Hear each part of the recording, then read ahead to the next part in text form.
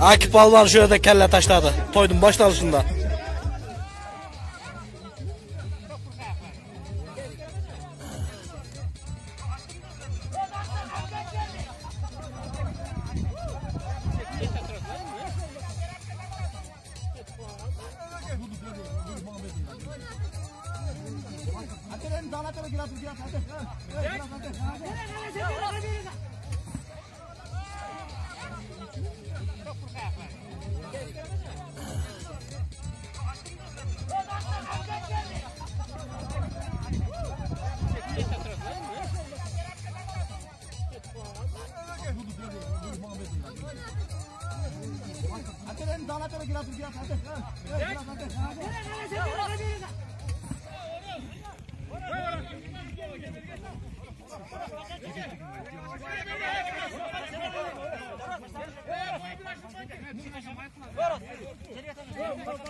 Yaş falan niye uğradı kendilerine?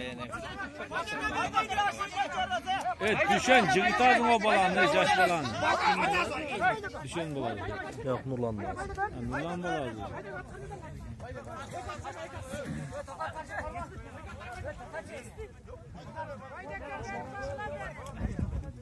İşte Baydogam arlaşması la.